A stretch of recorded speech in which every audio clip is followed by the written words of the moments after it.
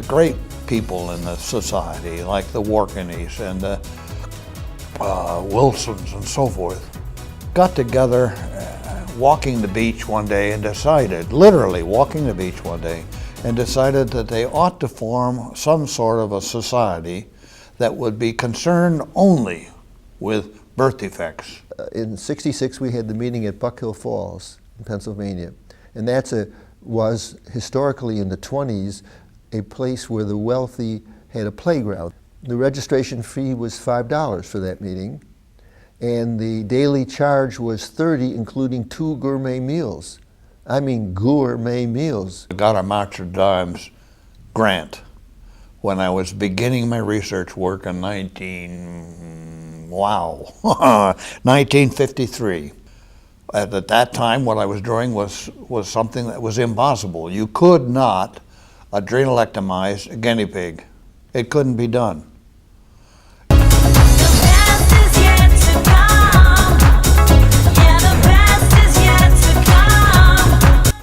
I was very fortunate, very, very fortunate to be one of his students. Graduate students meant a lot to him.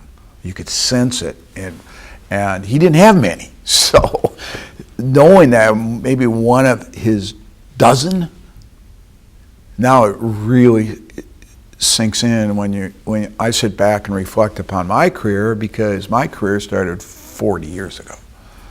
And he still has this tremendous influence. Dr. Wilson had the most beautiful speaking voice. He had a baritone, and almost when he spoke, it sounded like he was singing. He had great integrity. I loved him. He was a great man. I used to babysit for his kids when he was at Rochester. And then he became chairman of anatomy in Gainesville, Florida, the new University of Florida. And then he went back to Cincinnati. He didn't like the Deep South. He thought he could change the Deep South, but the Deep South didn't change him, so he left. Dr. Warkeny had a tremendous sense of humor. He was trained originally in pediatrics in Vienna, Austria, and he then came to the Cincinnati Children's Hospital, and he stayed there for his entire academic career. So we had good leaders at the beginning, and the same thing with Clark Frazier. He was a geneticist and also a good scientist. But he was younger than the other two, and so we thought of him as sort of the junior partner. She was very hardworking, very demanding, always had set very high standards. She was a very clever woman, a very mature woman, a very objective person. You could rely on her opinion as being objective, not affected by the fact that she was paid or not paid for her consultation. She was a very good scientist, and we're sorry to have lost her.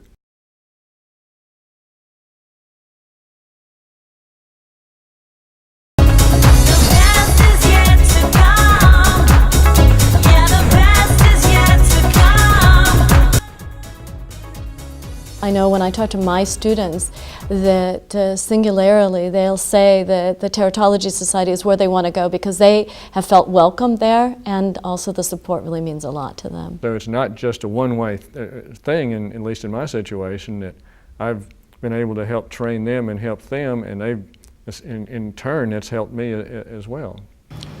They've been a great thrill to me, how well so many of them have done, and I learned a heck of a lot from them. Still having fun after all these years?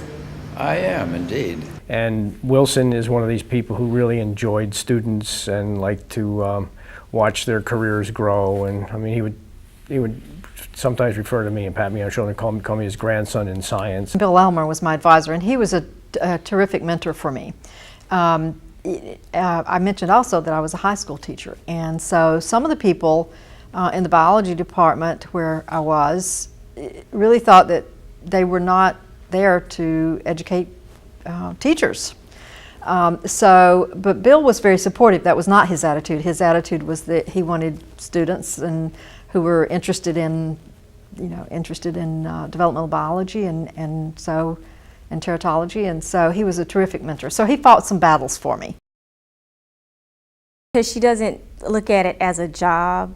She looks more as, okay, if I'm taking a student in, then she or he will become a part of my family. The idea of this being a caring society with a long history and with a good mix of individuals from various backgrounds makes it a wonderful learning experience. And I think so many students have taken advantage of that and been able to build on that strong foundation.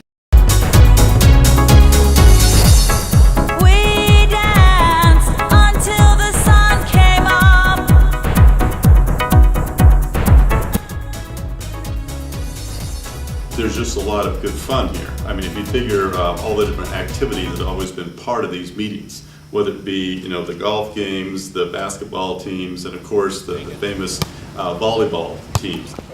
All right. Nice. That's it. All right.